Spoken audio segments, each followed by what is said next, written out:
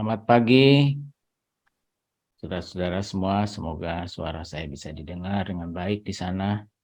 Pagi hari ini sebelum kita berdoa, kita mau bahas firman Tuhan untuk melandasi doa kita. Ada sesuatu yang perlu kita garap di dalam kita membangun jemaat yang Tuhan percayakan di kota Semarang ataupun di tempat lain di luar kota ya. Ada sesuatu hal yang saya amati, ini perlu kita ambil tindakan sebagai gereja Tuhan. Mari kita lihat firman Tuhan ya. Saya memberi judul khotbah pagi hari ini firman Tuhan adalah membangun kebersamaan. Karena di dalam berdoa itu sangatlah penting arti kebersamaan itu ya. Kalau kita bertanya ya, mengapa sih banyak jemaat kita tidak suka? Mungkin itu bahasa yang agak sedikit negatif ya. Tetapi kalau yang lain katanya atau susah berdoa bersama. Ya kita tidak bisa memungkiri karena jumlah jemaat itu banyak ya. Di satelit-satelit yang kita amati kan, saya perhatikan seperti itu. Ada sesuatu yang mungkin salah atau bagaimana. Alkitab sangat menekankan kepada kita bahwa sebelum kita mengalami keberhasilan, ya kita harus berdoa dahulu, bukan bekerja dahulu. Matius 6 ayat 33 katakan demikian. Ya, harus mencari kerajaan Allah dahulu.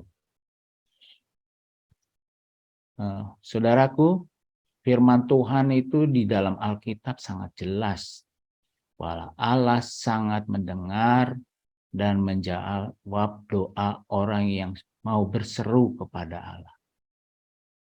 Jadi semakin hari saya belajar dari Alkitab, saya nggak mau terlewatkan dengan firman Tuhan itu. Isinya luar biasa Alkitab itu. Ya, saya senang sekali Alkitab menjawab banyak persoalan dalam hidup dan bagaimana saya melihat Allah itu sangat baik bagi orang-orang yang mau berseru kepada Allah. Jadi saya tidak mau terlewatkannya. Kalau kita ini adalah bagian dari orang yang mau sungguh-sungguh berseru kepada Allah, maka kita akan menuai jawaban yang luar biasa.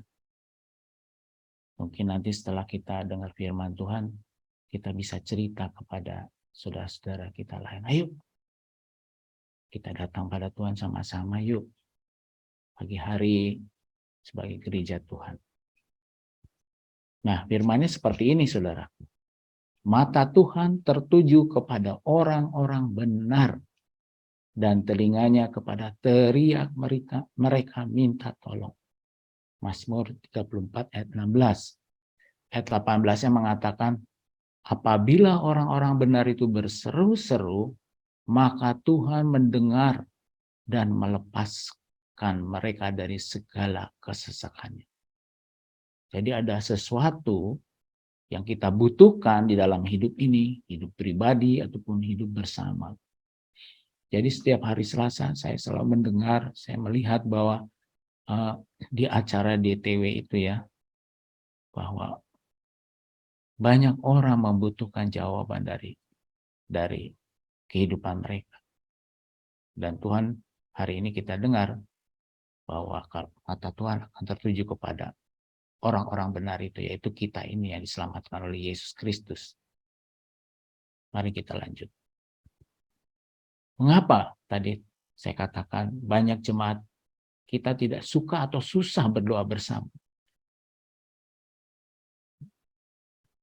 Jawabannya adalah mereka mungkin tidak percaya. Kalau percaya pasti mau berdoa bersama, atau doa itu tidak menarik mungkin ya, karena berdoanya monoton, membosankan mungkin, dan sebagainya. Di mana daging lebih berperan daripada rohnya. Ini jawaban yang saya lihat. Sebenarnya panjang, kita perlu diskusi. Jadi ya ini tugas kita lah, tugas bagi orang-orang yang mengatakan pemimpin atau gembala atau pengerja untuk terus tak henti-henti mengajak, mengajar, memberi contoh, berdoa bersama kepada jemaat Tuhan yang dipercayakan. Ini tugas kita, saudara-saudara pemimpin, saudara-saudara gembala, saudara-saudara pengerja yang Tuhan percayakan jemaat yang ada di gereja. Tapi mungkin ada orang berkata demikian. Mungkin ada yang mengatakan, saya sudah mengajak, tapi tetap tidak mau, pastor. Kita sebagai gereja tidak boleh berhenti atau menyerah. Harus move on terus. Ya. Kita lihat ya gereja mula-mula ya.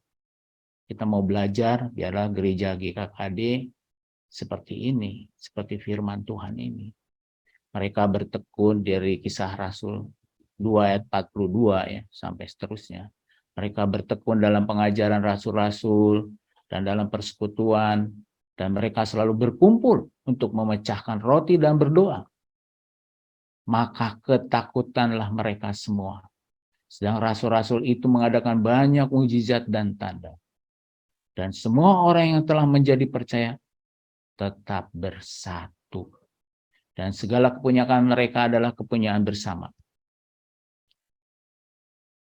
Dan selalu ada dari mereka yang menjual harta miliknya, lalu membagi-bagikannya kepada semua orang, sesuai dengan keperluan masing-masing. Dengan bertekun dan dengan sehati mereka berkumpul tiap-tiap hari dalam bait Allah. Mereka memecahkan roti di rumah masing-masing secara bergilir dan makan bersama-sama dengan gembira dan dengan tulus hati, sambil memuji Allah, dan mereka disukai semua orang, dan tiap-tiap hari Tuhan menambah jumlah mereka dengan orang yang diselamatkan. Firman ini membuat saya bertanya-tanya, apakah masih adakah seperti gereja mula-mula itu? Nah, untuk menggalinya, waktu saya bekerja itu, saya diajarkan ada teori namanya why atau mengapa. Maka dengan memperkatakan why atau mengapa, maka jawabannya akan cepat didapat.